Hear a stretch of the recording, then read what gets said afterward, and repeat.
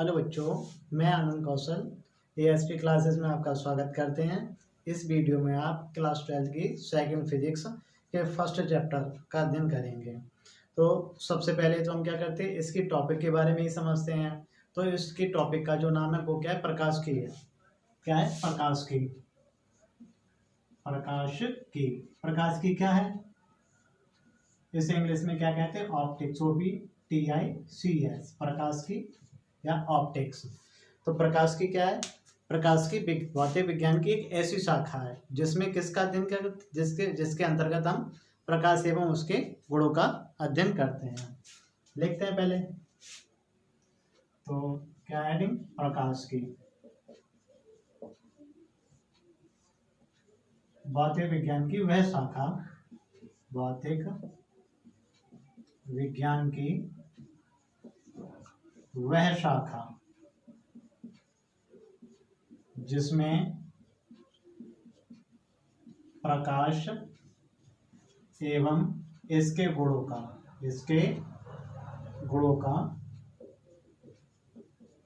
अध्ययन करते हैं। किसका अध्ययन करेंगे? प्रकाश एवं इसके गुणों का अध्ययन करते हैं। भौतिक विज्ञान की वह शाखा जिसके अंतर्गत प्रकाश एवं इसके गुणों का अध्ययन करते हैं। मतलब ये समझिए कि प्रकाश है क्या और इसके क्या क्या गुण हैं, क्या क्या विशेषताएं होती है प्रकाश में। तो सबसे पहला पॉइंट हमारा यही आता है कि प्रकाश होता क्या है। तो लिखते हैं प्रकाश क्या है। प्रकाश क्या है? वैसे तो छोटे क्लासेस में हमने पढ़ा है कि प्रकाश क्या, एक प्रकार की ऊर्जा है जो हमारी आंखों में क्या करती है, दृश्य संवेदना उत्पन्न करती है और इसी की वजह से हमें क्या होता है, वस्तुएं दिखाई पड़ती हैं। है तो ये परिभाषा सही, लेकिन क्या 12th लेवल के लिए ये उतनी अच्छी नहीं जितनी की अच्छी हम बताने जा रहे हैं। तो पढ़ते हैं प्रकाश क्या है। प्रकाश एक प्रकार की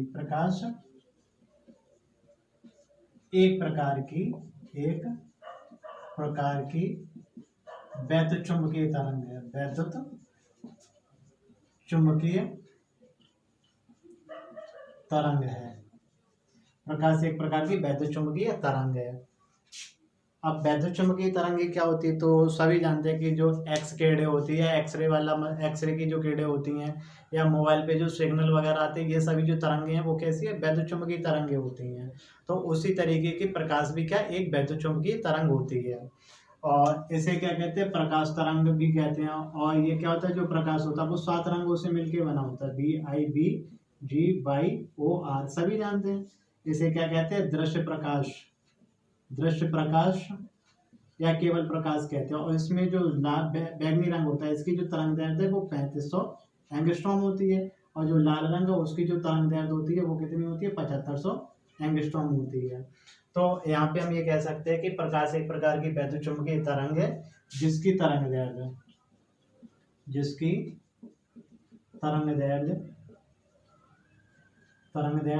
3500 एंगस्ट्रॉम से 7500 एंगस्ट्रॉम के बीच होती है।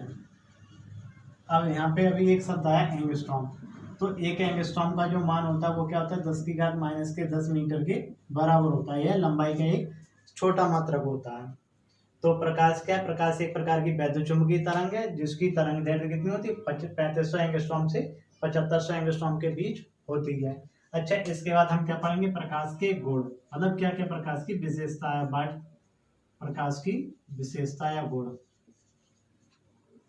तो सबसे पहला पॉइंट होता है कि सभी जानते हैं कि जो प्रकाश है वो क्या होता है, सूर्य से हमें प्राप्त होता है, या सबसे अधिक मात्रा में जो प्रकाश है वो हमें कहाँ से प्राप्त होता है, सूर्य से प्राप्त होता है। अब सूर्य से प्रकाश की किरणें क्या करती है, पृथ्वी पर आती हैं।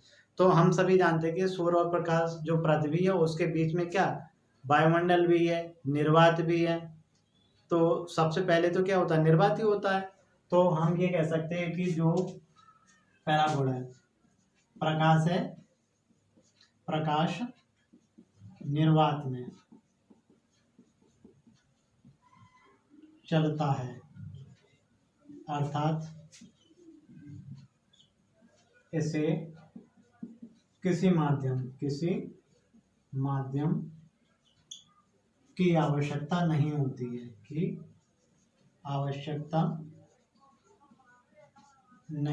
है, अब ऐसा भी नहीं है कि अगर कोई माध्यम है तो उसमें प्रकाश चल ना सके। तो दूसरा पॉइंट ये है, प्रकाश अलग अलग माध्यमों में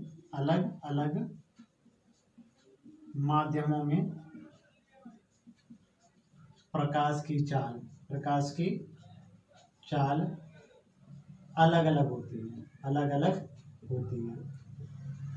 अलग अलग माध्यमों में प्रकाश की चाल अलग अलग होती है। जैसे मान लो वायु में प्रकाश की चाल अलग होगी, निर्वात में प्रकाश की चाल अलग होगी, जल में प्रकाश की चाल अलग होगी, कांच में प्रकाश की चाल अलग होगी, प्लास्टिक में प्रकाश की चाल अलग होगी। तो इस तरह की ये सब क्या एक प्रकार के माध्यम है, तो इन सभी माध्यमों में प्रकाश की चाल अलग अलग होती है।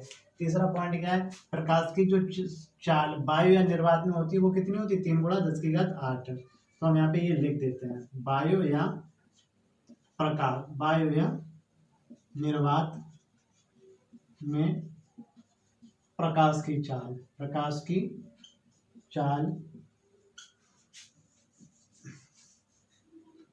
3 × 10⁸ मीटर प्रति सेकंड होती है। वायु या निर्वात में प्रकाश की जो चाल है वो कितनी है, 3 × 10⁸। अब ये 3 × 10⁸ बहुत छोटी राशि नहीं है, इसे देखते हैं पहले। देखो यहाँ पे क्या करते हैं, 3 × 1000 × 10⁵ ऐसा लिख सकते हैं यहाँ पे मीटर प्रति सेकंड। और इस 1000 को और ये मीटर मिला के हम इसे क्या लिख सकते हैं, 3 × 10⁵ किलोमीटर प्रति सेकंड। और थोड़ा प्रसार करते 10⁵ का मतलब क्या, ये किलोमीटर, एक जीरो अलग है यहाँ पे, 3 किलोमीटर प्रति सेकंड। मतलब यहाँ पे क्या पढ़ सकते हैं, देखो 3 लाख किलोमीटर प्रति सेकंड। अब 1 किलोमीटर कितना बड़ा होता है, उसके आधार पर अगर हम देखें तो 3 लाख किलोमीटर प्रति सेकंड, ये बहुत अधिक दूरी हो जाएगी। मतलब अब वो भी कितने सेकंड में, केवल 1 ही सेकंड में। यानी कि प्रकाश की चाल कितनी होती है, बहुत ही तीव्र होती है, मतलब 3 लाख किलोमीटर प्रति सेकंड। उसके बाद भी सभी लोग जानते हैं कि प्रकाश को पृथ्वी तक आने में कितना समय लगता है, 8 मिनट 12 सेकंड का समय। तो इससे अंदाजा लगाया जा सकता है कि प्रकाश जो सूर्य है, सूर्य और पृथ्वी की कितनी दूरी है, अंदाजा क्या है, इससे बिल्कुल ही निकल के आ जाएगा लगभग में। अच्छा, इसके बाद चौथा पॉइंट जो है वो क्या है, प्रकाश में परावर्तन होता है, अपवर्तन होता है, व्यतिकरण होता है, विवर्तन होता है, व ध्रुवण होता है। और बहुत से बच्चे क्या है, परावर्तन के बारे में भी जानते हैं, अपवर्तन के बारे में जानते हैं, लेकिन उनके लिए ये शब्द शायद ही सुने हों। ये शब्द क्या है, उनके लिए बिल्कुल नए होंगे। तो प्रकाश में परावर्तन, तो पहले हम परावर्तन की थोड़ा सा परावर्तन के बारे में बताते हैं, फिर अपवर्तन के बारे में, उसके बाद व्यतिकरण, विवर्तन और ध्रुवण, इनके बारे में थोड़ा थोड़ा बताते हैं। उसके बाद अगले जो चैप्टर है, मतलब पहले चैप्टर में परावर्तन अपवर्तन के बारे में पढ़ लेंगे, और दूसरा जो चैप्टर है जो तरंग प्रकाश की, उसमें व्यतिकरण, विवर्तन और ध्रुवण के बारे में विस्तार से पढ़ेंगे। लेकिन पहले समझते हैं परावर्तन क्या है। तो परावर्तन क्या है, सभी जानते हैं कि जैसे कि कोई क्या पॉलिशदार पृष्ठ हो, सबने शीशा तो देखा ही है, तो उस पॉलिशदार पृष्ठ पे क्या करते हैं, अगर हम क्या करते हैं टॉर्च जलाते हैं तो उसकी लाइट क्या होती है, वापस इस तरीके से लौट के आ जाती है। तो प्रकाश का यह गुण क्या कहलाता है, प्रकाश का परावर्तन कहलाता है। मतलब क्या है, किसी पॉलिशदार पृष्ठ से, ये इस तरीके से पॉलिशदार पृष्ठ हो गया, यहाँ पे क्या करते हैं, यहाँ से लाइट इस तरीके से डाली, कोई टॉर्च से इस तरीके से टॉर्च से लाइट डाले, जैसे यहाँ से लाइट डालते हैं इस पे, तो ये क्या होती है, जैसे टॉर्च से यहाँ से लाइट जाएगी तो वो टकरा के इस तरीके से लौट जाएगी। तो इस घटना को तो क्या कहा जाता है, परावर्तन कहते हैं। आगे पढ़ेंगे इसे। अपवर्तन क्या होता है, जैसे मान लिया कोई कांच का एक बॉक्स टाइप का ये ले लिया इस तरीके से, यहाँ से क्या करते हैं, अगर हम लाइट को डालते हैं इस तरीके से, तो वो क्या करती है, थोड़ी सी इधर की ओर झुकेगी, फिर इस तरीके से निकलेगी। मतलब क्या है, मतलब एक पृष्ठ से डाला तो दूसरे पृष्ठ के बीच में क्या होती है, प्रकाश की किरण मुड़ जाती है। तो इस घटना, या ऐसा कि कह सकते हैं कि प्रकाश को जाना तो इधर था सीधी जी, लेकिन वो नीचे को झुक जाती है, अपने मार्ग से विचलित हो जाती है। तो अपवर्तन को हम क्या कह सकते हैं, मतलब प्रकाश की किरण क्या, जब किसी पारदर्शी माध्यम से होकर गुजरती है तो वो क्या करती है, अपने मार्ग से विचलित हो जाती है, तो इस घटना को क्या कहते हैं, अपवर्तन कहते हैं। इसके बारे में पढ़े भी चुके हैं, लेकिन आगे पढ़ेंगे भी थोड़ा सा। परावर्तन अपवर्तन। व्यतिकरण क्या होता है? व्यतिकरण में जैसे एक तरंग ये इस तरीके से, एक तरंग ये, और जब हम इन दोनों को क्या करते हैं, प्लस करते हैं, तो इनके जुड़ने पर क्या होता है, एक बड़ी तरंग इस तरीके से प्राप्त होती है।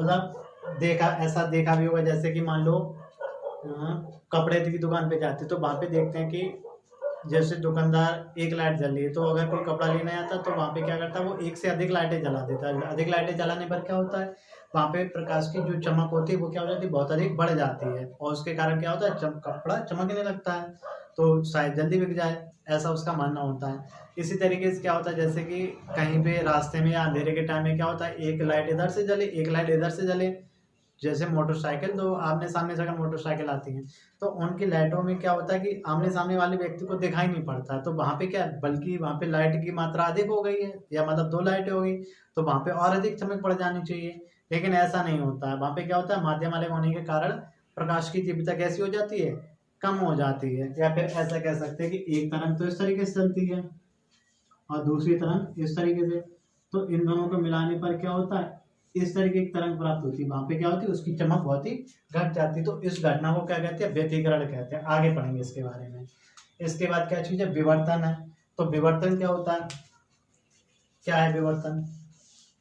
जैसे सभी ने देखा है कि जब हम क्या करते हैं, लाइट जलाते हैं इस तरीके से, तो लाइट जलाने पर क्या होता है, टॉर्च से इस तरीके लाइट जलाते हैं, तो यहाँ से जो लाइट होती है, जैसे मान लो इससे हमने अब छिद्र से होकर गुजारी लाइट की, तो यहाँ से तो लाइट जाएगी सीधी सीधी, ये मान लिया एक पर्दा है, तो इसके बाद में यहाँ पे वो क्या होती है, थोड़ी सी इसकी चमक यहाँ पे पहुँच जाती है, इस तरीके से फैलती चली जाती है किनारों पर, मतलब लाइट को जलाने पर इस तरीके से हो जाती है लाइट। तो इस घटना को क्या कहते हैं, प्रकाश का विवर्तन कहते हैं। और ध्रुवण क्या होता है, ध्रुवण जैसे गाड़ी के शीशे या मकान की खिड़कियां वगैरह होती, तो उसमें क्या होता है, अगर एक तरफ लाइट जल रही है और जैसे देखा होगा दिन के समय में क्या होता है, अगर हम घर के अंदर हैं तो अंदर से क्या देखते हैं, बाहर रोड पे देख सकते हैं कौन व्यक्ति है, कौन खड़ा है, कौन नहीं खड़ा है, लेकिन अंदर वाला व्यक्ति ये नहीं देख सकता कि हमें कौन देख रहा है। तो वहां पे होता क्या, मतलब जैसे शीशे पे लाइट पड़ती है, तो जो शीशा होता है वो पोलराइड का होता है, तो वो क्या करता है, प्रकाश को घुमा देता है या ध्रुवित कर देता है, तो इसी घटना को क्या कहते हैं, प्रकाश का ध्रुवण कहते हैं। तो इन सब चीज़ों के बारे में हम आगे पढ़ेंगे विस्तार से। ठीक है, अभी हमने क्या पढ़ा है, प्रकाश के परावर्तन क्या, अपवर्तन क्या, व्यतिकरण क्या, विवर्तन क्या, ध्रुवण क्या है। तो ये सब क्या है, प्रकाश के गुण ही हैं। अच्छा, ये 2 गुण हैं, वो क्या करते हैं, प्रकाश को किरणमान के भी समझाए जा सकते हैं, तरंगमान के भी समझाए जा सकते हैं। तो ये इनका अध्ययन हम किसके अंतर्गत करेंगे, किरण प्रकाश के अंतर्गत, किरण प्रकाश की। और आगे के जो 2 गुण हैं, जैसे मान लो व्यतिकरण है, विवर्तन है, ध्रुवण है, तो इनका जो अध्ययन है वो हम किस में करेंगे, प्रकाश की तरंगमान के करेंगे, इसलिए इसका जो अध्ययन करेंगे वो क्या करेंगे, हम तरंग प्रकाश की में करेंगे। तो अब देखो यहीं से स्पष्ट हो रहा है कि जो प्रकाश की है वो कितने भागों में बटी हुई है, 2 भागों में। पहला क्या है, किरण प्रकाश की, दूसरा क्या है, तरंग प्रकाश की। किरण प्रकाश की क्या मतलब, प्रकाश की ये एक ऐसी शाखा है जिसके अंतर्गत हम प्रकाश को किरण मानकर उसके गुणों का अध्ययन करेंगे। और तरंग प्रकाश की को हम ये कह सकते हैं कि प्रकाश की ऐसी शाखा जिसके अंतर्गत हम क्या करते हैं, प्रकाश को तरंग मानकर उसके गुणों का अध्ययन करते हैं। ये हमारी क्या कहलाएगी, तरंग प्रकाश की कहलाती है। अब अगला हमारा टॉपिक है परावर्तन। प्रकाश का परावर्तन, प्रकाश का परावर्तन। प्रकाश का परावर्तन क्या है, देखो सभी जानते हैं। जैसे मान लिया ये क्या, कोई एक हमारा दर्पण या शीशा, और इसके नीचे वाले पृष्ठ पे क्या चीज है, पॉलिश है, तो यहाँ पे ये वाला जो पृष्ठ है वो क्या कहलाएगा, पॉलिशदार पृष्ठ कहलाएगा, पॉलिशदार पृष्ठ। और ऊपर वाला पृष्ठ ये वाला हमारा क्या कहलाएगा, परावर्तक पृष्ठ कहलाएगा, परावर्तक पृष्ठ। नीचे वाला पृष्ठ पॉलिशदार पृष्ठ हो गया, ऊपर वाला पृष्ठ कैसा होता है, परावर्तक पृष्ठ होता है। अच्छा, यहाँ से जब हम क्या करते हैं, इस पे कोई लाइट डालते हैं, तो ये वाला बिंदु हमने मान लिया कैसा बिंदु है, ये वाला हमारा, ये वाली जो किरण है वो तो हमारी क्या होगी, आपतित किरण होगी, आपतित किरण। इसे इंग्लिश में क्या कह सकते हैं, incident ray, INCIDE, anti incident ray. और ये वाला हमारा जो पॉइंट है वो पॉइंट क्या कहलाएगा, यहाँ पे ये जो बिंदु है इसे हम कह सकते हैं आपतन बिंदु। ये वाला जो बिंदु वो हमारा क्या कहलाएगा, आपतन बिंदु कहलाएगा। अच्छा, इस पे अगर हम क्या करते हैं, एक सीधी रेखा खींचते हैं इस पे, ये जैसे हमारा ये पृष्ठ है, ऐसे सीधी रेखा खींचते हैं, तो ये हमारा क्या कहलाएगा, अभिलंब। तो इस वाली जो रेखा है इसे हम क्या कह सकते हैं, अभिलंब। ये हमारा क्या है, अभिलंब है, परपेंडिकुलर है। अच्छा, ये वाली आपतित किरण है, ये अभिलंब है, इसके बीच में जो बनने वाला कोण होता है इसे हम क्या कहते हैं, आपतन कोण कहते हैं, यानी कि इंसिडेंट एंगल, इसलिए हम इसे क्या कहते हैं, आई से प्रदर्शित करते हैं। और यहाँ से प्रकाश की किरण क्या करती है, शीशे से टकराती है और टकरा के इधर चली जाती है, ऐसा बता चुके हैं पिछले वीडियो में। तो यहाँ पे ये वाला जो कोण है, ये वाला हमारा कोण क्या कहलाएगा, पहले तो ये समझते, ये वाली जो किरण है वो हमारी क्या है, परावर्तित किरण, रिफ्लेक्ट रे, REFLECT, रिफ्लेक्ट रे। और ये वाला जो कोण है वो हमारा क्या कहलाएगा, रिफ्लेक्ट एंगल कहलाएगा। ये आपतित किरण हो गई, ये परावर्तित किरण हो गई, ये आपतित किरण, ये परावर्तित किरण, और ये बीच वाला क्या है, अवलंब है, ये वाला आपतन कोण है, ये वाला क्या है, परावर्तन कोण है। तो यहाँ पे देखो, अगर हम इसकी परिभाषा लिखना चाहें तो क्या लिख सकते हैं, जब कोई प्रकाश की किरण किसी पॉलीदार पृष्ठ से आकर टकराती है तो टकराने पर क्या होती है, वापस उसी माध्यम में लौट जाती है या वापस लौट जाती है, इसी घटना को प्रकाश का परावर्तन कहते हैं। तो पहले लिखते हैं, जब कोई प्रकाश की किरण किसी पॉलिशदार पृष्ठ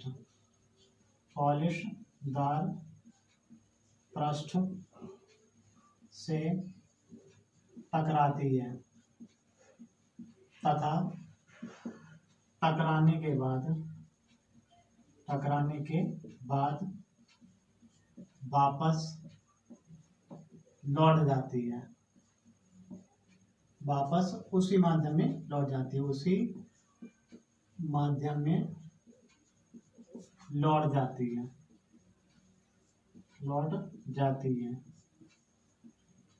प्रकाश का यह गुण, प्रकाश का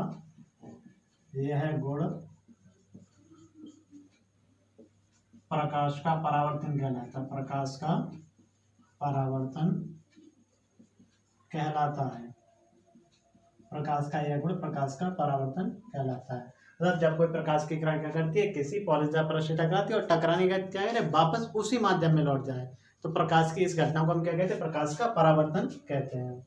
अच्छा, परावर्तन के इस चित्र के आधार पर क्या परावर्तन के दो नियम भी होते हैं, तो पहले हम क्या करते हैं, परावर्तन के नियम समझते हैं। परावर्तन के नियम, कितने नियम होते हैं इसके, परावर्तन के 2 नियम होते हैं। पहला नियम क्या है, देखो ये वाली जो किरण है वो हमारी कौन सी किरण है, आपतित किरण है, और ये वाला जो है वो क्या कहलाएगा, इसका अवलंब कहलाएगा। ये तो आपतित किरण है, ये अवलंब है, और ये वाली जो किरण है वो क्या कहलाती है, इसकी परावर्तित किरण कहलाती है।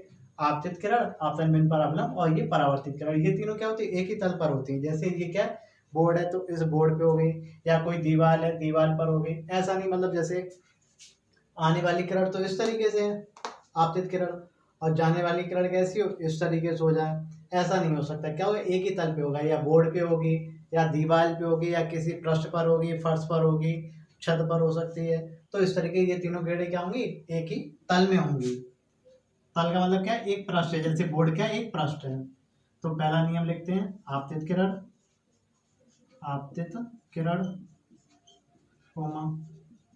आपतन बिंदु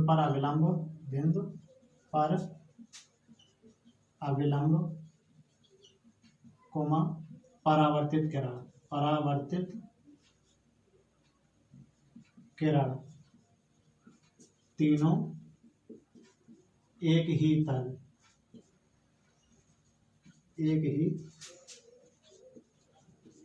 तल में होती हैं।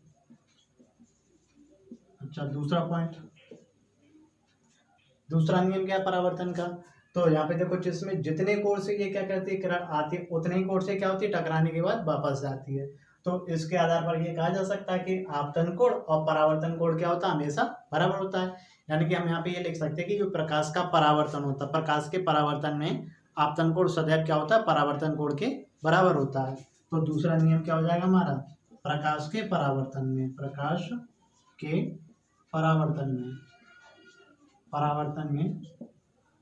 आपतन कोण को हम कैसे प्रदर्शित करते हैं, आपतन कोण कैसे प्रदर्शित करते हैं, आई से, सदैव परावर्तन कोण, परावर्तन कोण कितना होता है आई आर, परावर्तन कोण आर के बराबर होता है, बराबर होता है। इसलिए हम यहाँ पे क्या लिख सकते हैं, एंगल आई है वो किसके बराबर होगा, आर के बराबर होगा। अच्छा एक बात बताइए कि प्रकाश का जो परावर्तन होता है, अगर हमारी ये वाली आपतित किरण और ये वाली परावर्तित किरण ये दोनों क्या एक दूसरे पर लंबवत है या समकोण पर है, तो आपतन कोण और परावर्तन कोण का मान कितना होगा। इस प्रश्न का उत्तर सभी को क्या करना है, कमेंट में देना, कमेंट बॉक्स में देना है। दर्पण के बारे में पढ़ेंगे। दर्पण क्या होता है, जैसे किसी कोई पृष्ठ ले लिया इस तरीके से और इसके पृष्ठ पर क्या कर दिया, पॉलिश कर दी जाएगी। और इस पे पॉलिश किसकी होती है, सबसे पहले तो सिल्वर की पॉलिश की जाती है, उसके ऊपर से क्या करते हैं, लाल ऑक्साइड की पॉलिश करते हैं। या फिर मान लो इस तरीके कोई पृष्ठ है, इसके ऊपर पॉलिश कर दी जाए, या ऐसा भी पृष्ठ हो सकता है, इसके अंदर वाले पृष्ठ पे पॉलिश कर दी जाए। तो ये सभी पृष्ठ क्या है, दर्पण की तरह कार्य करेंगे। या मान लो ऐसा कह सकते हैं कि जब हम क्या करते हैं, किसी पृष्ठ पर प्रकाश की किरण को आपतित कराएं, आपतित कराने पर प्रकाश की किरण उससे टकराए, पृष्ठ से टकरा कर वापस लौट जाए, तो जो हमारा पृष्ठ होगा वो क्या कहलाएगा, एक दर्पण कहलाता है। तो दर्पण के प्रकार कितने होते हैं, देखो चित्र के आधार पर ये वाले जो दोनों दर्पण है वो कैसे हैं, गोली दर्पण है, गोली। और ये वाला कैसा है, समतल दर्पण। समतल दर्पण की ये विशेषता होती है कि इसके द्वारा बनने वाला प्रतिबिंब हमेशा कैसा होता है, सीधा होता है, आभासी होता है और वस्तु के समान होता है। तथा जितनी दूरी पर हम क्या करते हैं, किसी वस्तु को रखते हैं, उतनी दूरी पर हमें क्या होता है, उसका प्रतिबिंब प्राप्त होता है। तो कुछ गुण हम क्या करते हैं, समतल दर्पण के बारे में लिखते हैं।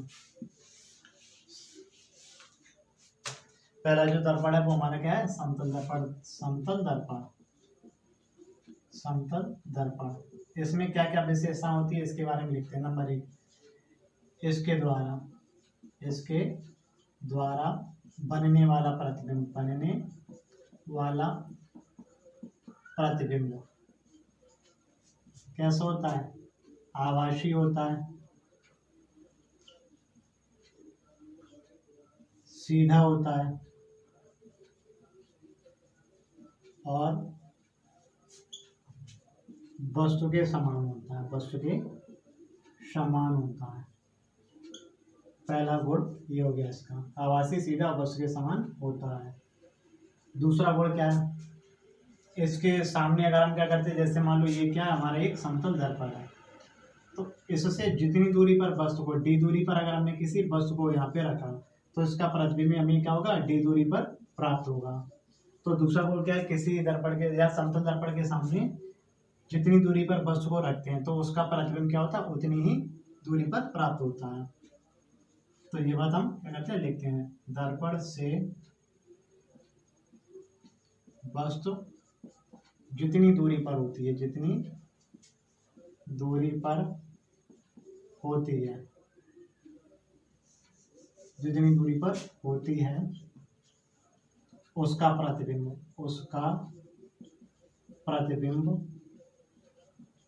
उतनी ही दूरी पर प्राप्त होता है, उतनी ही दूरी पर प्राप्त होता है। तो अर्थात जैसे मान लिया ये हमारा कोई एक समतल दर्पण है, इसके सामने स्मॉल डी दूरी पर ये वस्तु उपस्थित है और इसका प्रतिबिंब भी स्मॉल डी दूरी पर ही प्राप्त होता है। अगला तीसरा पॉइंट,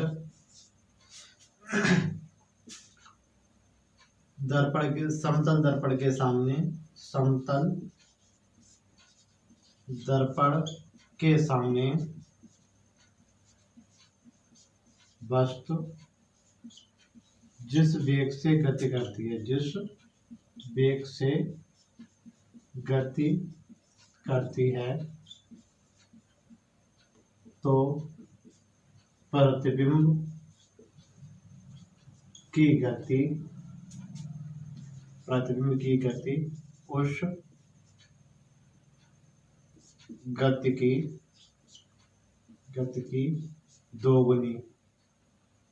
उस गति की दोगुनी होती है। अर्थात जैसे मान लीजिए ये कोई एक समतल दर्पण है, इसके सामने वस्तु इस साइड b वेग से जा रही है, तो प्रतिबिंब की जो गति होगी वो कितनी हो जाएगी 2b। मतलब जिस वेग से वस्तु इस दर्पण की ओर जाएगी उतने से दोगुने वेग से क्या करती है प्रतिबिंब वस्तु दर्पण की ओर आता है। वस्तु का प्रतिबिंब पूरा देखने के लिए प्रतिबिंब दर्पण पूरा देखने के लिए दर्पण की लंबाई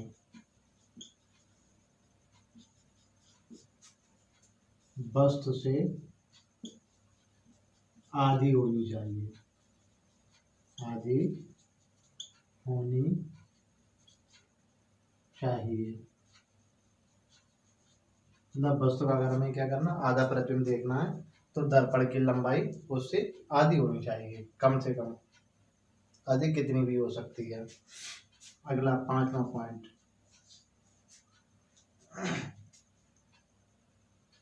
दो दर्पणों के बीच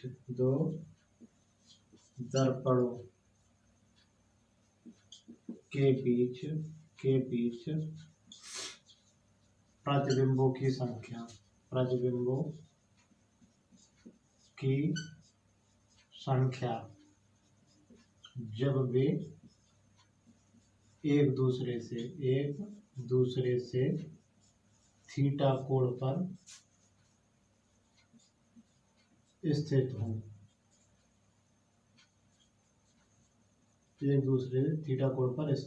हों, तो उनकी जो संख्या होती है वो हम किस फॉर्मूले से निकालते हैं, संख्या 360 बटे थीटा माइनस 1। जैसे अगर दो दर्पण मान लीजिए एक ये दर्पण है दूसरा दर्पण इस तरीके से, तो इनके बीच का कोण अगर 60 डिग्री है तो इसके बीच बनने वाले प्रतिबिंबों की जो संख्या होगी वो कितनी हो जाएगी 360 बटे 60 माइनस 1, यानी कि ये कट जाएगा कितना 60 मतलब 6 बार कटेगा यहाँ से ये, तो कितना आ जाएगा 6 माइनस 1 5। तो यहाँ पे प्रतिबिंबों की संख्या जो बनेगी वो कितनी हो जाएगी 5 हो जाएगी। अगला पॉइंट है गोलीय दर्पण। गोलीय दर्पण क्या होता है, जैसे कोई कांच का एक खोखला गोला लिया जाए, मान लिया ये एक कांच का खोखला गोला है, कांच का कोई एक खोखला गोला, और इसे क्या किया काट दिया इस तरीके से, तो काटने पर मान लो इस तरीके से टुकड़ा प्राप्त हो जाएगा। अब हम क्या करें इस टुकड़े पर पॉलिश करें, तो पॉलिश हम इस साइड से भी कर सकते हैं इस साइड से भी कर सकते हैं। जैसे मान लिया हमने इस साइड से इस पे क्या कर दिया पॉलिश कर दी, किसकी पॉलिश की जाती है सिल्वर या लाल ऑक्साइड की, या मान लो इसी दर्पण पे इस साइड से पॉलिश कर दी जाए, तो इन्हीं दर्पणों को हम क्या कहते हैं गोलीय दर्पण कहते हैं। मतलब क्या हो जाएगा किसी खोखले गोले से काट कर उनके ऊपर क्या सिल्वर या लाल ऑक्साइड की पॉलिश करने पर प्राप्त होने वाले जो दर्पण होते हैं वो हमारे क्या कहलाते हैं गोलीय दर्पण कहलाते हैं। तो पहले इसे हम क्या करते हैं लिखते हैं गोलीय दर्पण, किसी कांच के खोखले गोले जैसे गेंद के समान खोखले गोले को काट कर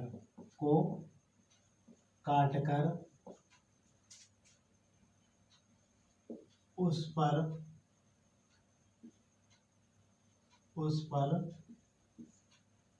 सिल्वर एक पृष्ठ पर उस, या ऐसे लिख सकते हैं किसी कांच के खोखले गोले को काटकर उसके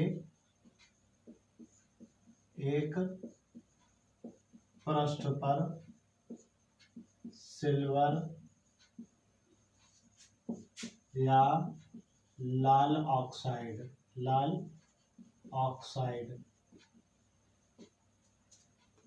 की पॉलिश कर दी जाए तो ऐसे दर्पण को गोलीय दर्पण कहते हैं, गोलीय दर्पण कहते हैं। ये क्या हो जाएगी, गोलीय दर्पण की परिभाषा। और दूसरी तरीके से हम इसे परिभाषा लिख सकते हैं अथवा में, जैसे मान लिया ये कह सकते हैं किसी दर्पण का परावर्तक पृष्ठ कैसा अगर गोलीय है तो उस हम दर्पण को क्या कह देंगे, गोलीय दर्पण कह देंगे। मतलब ऐसा दर्पण जिसका परावर्तक पृष्ठ कैसा होना चाहिए, गोलीय होना चाहिए, तो उस दर्पण को क्या कहा जाएगा, गोलीय दर्पण। तो आप हमें ये भी लिख सकते हैं, यदि किसी दर्पण का परावर्तक पृष्ठ गोलीय है तो यह दर्पण गोलीय दर्पण कहलाता है, गोलीय दर्पण कहलाता है। अच्छा, इसके बाद क्या, गोलीय दर्पण के प्रकार। गोलीय दर्पण कितने प्रकार के होते हैं, तो गोलीय दर्पण मुख्य रूप से दो प्रकार के होते हैं। क्यों दो प्रकार के होते हैं, क्योंकि हम उस पर जो पॉलिश करने का जो तरीका है, दर्पणों पर पॉलिश करने का जो तरीका है वो दो तरीके से है। या तो हम क्या करें, इसके उठे हुए पृष्ठ पर पॉलिश कर दें, या इसके अंदर वाले पृष्ठ या दबे हुए पृष्ठ पर पॉलिश कर दें। तो इस आधार पर हमें क्या होता है, जो गोलीय दर्पण होते हैं वो दो प्रकार के प्राप्त होते हैं। गोलीय दर्पण के प्रकार, गोलीय दर्पण के प्रकार कितने प्रकार के होते हैं, ये दो प्रकार के होते हैं। कौन सा, एक अवतल दर्पण और दूसरा कौन सा होता है, उत्तल दर्पण। उत्तल दर्पण, अवतल दर्पण को कहते हैं कॉनकेव मिरर और उत्तल को क्या कहते हैं, कॉन्वेक्स मिरर।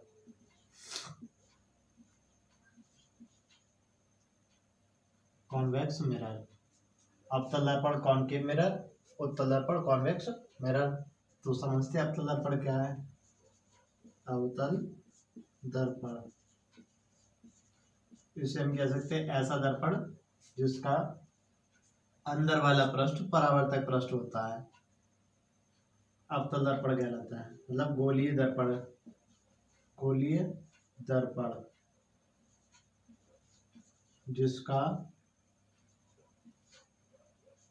जिसका दबा हुआ पृष्ठ या अंदर वाला पृष्ठ, दबा हुआ पृष्ठ परावर्तक पृष्ठ होता है, अवतल दर्पण कहलाता है। अवतल दर्पण कहलाता है। जैसे मान लिया ये हमारा क्या है, एक दर्पण है और इसका जो इधर वाला ये वाला पृष्ठ कौन सा पृष्ठ है, परावर्तक पृष्ठ है। और वो कैसा है, अंदर वाला है। अंदर वाला पृष्ठ कैसा है, परावर्तक पृष्ठ। तो हम इस दर्पण को क्या कहेंगे, अवतल दर्पण। उत्तल दर्पण, उत्तल दर्पण क्या, मतलब ऐसा पृष्ठ जिसका उठा हुआ पृष्ठ परावर्तक पृष्ठ होता है। ऐसा दर्पण जिसका उठा हुआ पृष्ठ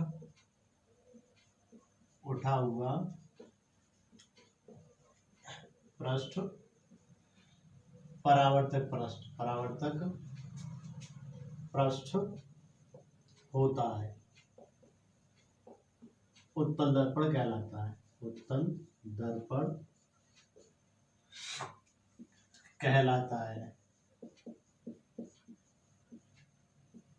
कौन सा, जैसे मान लीजिए ये वाला दर्पण है, इसका इधर तो पॉलिश कर दी, तो इसका जो परावर्तक पृष्ठ होगा वो ये वाला हो जाएगा, ये परावर्तक पृष्ठ। कौन सा परावर्तक पृष्ठ है, उठा हुआ।